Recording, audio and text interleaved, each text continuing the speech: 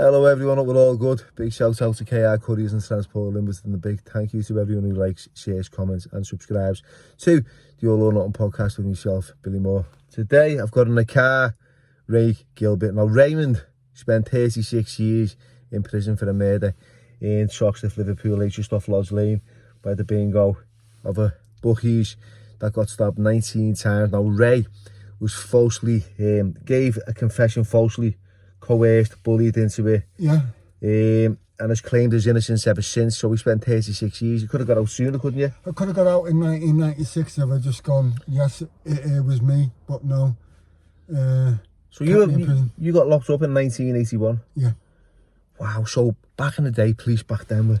Police back then in Liverpool were targeting the Liverpool community, and we've got that from the Chief Constable of the Coloured Officers Police Federation. And then there was a kid on a podcast admitting that anybody who got pulled the wrong word, wrong body demeanour, you were getting dragged in, you could get beaten up, dumped somewhere, or they take you to a police station and falsely charge you. That's what they were doing to people in Liverpool. So do you believe you were bullied into giving this confession? Yes, I do.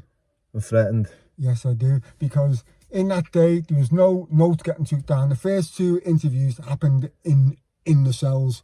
No notes were taken of anything that was actually said. Yeah, sure. And then the third interview was taken in the police holding room next door to the desk. That's where they slammed the photo fits on the sign and was repeatedly going, that's you, that's your mate, that's you, that's your mate. You ain't getting out. I've got 10 years left. I've got 15 years left in the service. You will never get out until we've retired.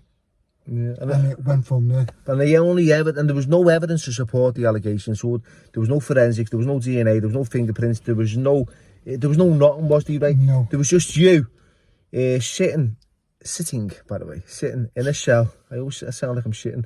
Right, so you sat in a cell with the police there? No, interview room. In the interview room. Sitting in the interview, me on one side, one copper on that side, and one copper sort of like leaning over, putting pressure on you. Yeah, in the intimidation tactics, harassment. You know what I mean? It's you. You know what I mean? Constantly. Even when I actually said it's not me, I don't think they believe me. I think to this day, I think one believes it's not me, but one of them just goes by the book. As far as we're concerned, we got a conviction. That's it. And that was it. And we spoke before about back in the day and about how the police were, they were corrupt. And when I was a kid, I'd get pulled up and they'd be pulling out screwdrivers. They have a black one and a white one or whatever, a black or blue, yeah. Choose a screwy lad. And I had done absolutely nothing wrong.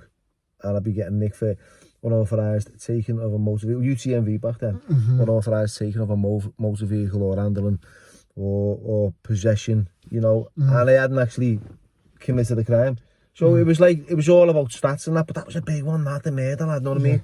And I said to Ray, how could you ever imagine stabbing this poor fella 19 times?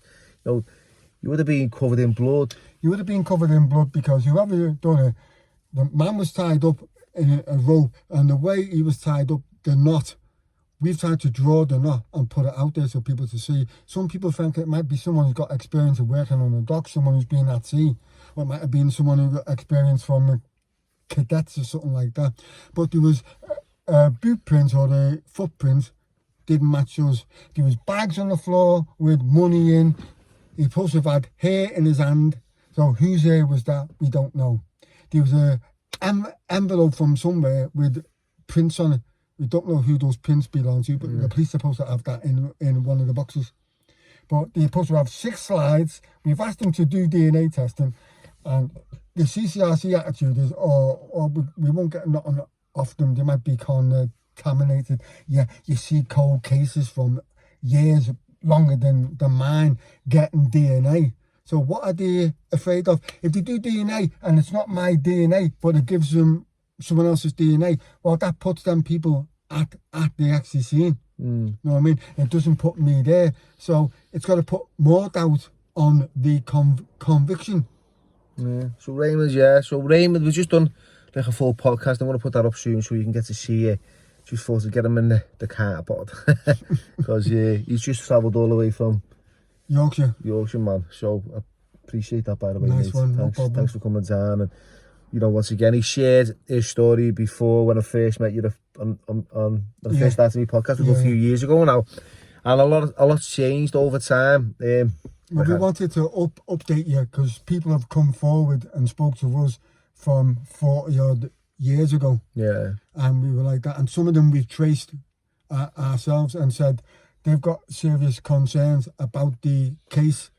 I mean, the photo fit drawing, he said he didn't draw them, that the police put pressure on him to admit he drew them, so he did drew them.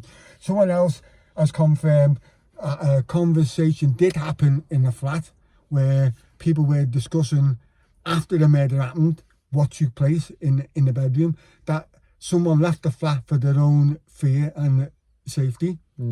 Yeah, and then someone else who's a sister of someone, she's saying that she's blaming her own family for doing it, saying the morning of the murder, he was washing blood off his hands. Where had he been? Because he hadn't been where he actually told people he'd actually been. And then someone else has been given a false alibi who pushed on to work. There's loads of discrepancies. Yes. So we're not gonna give up too much. So get on it, right? Get on the podcast.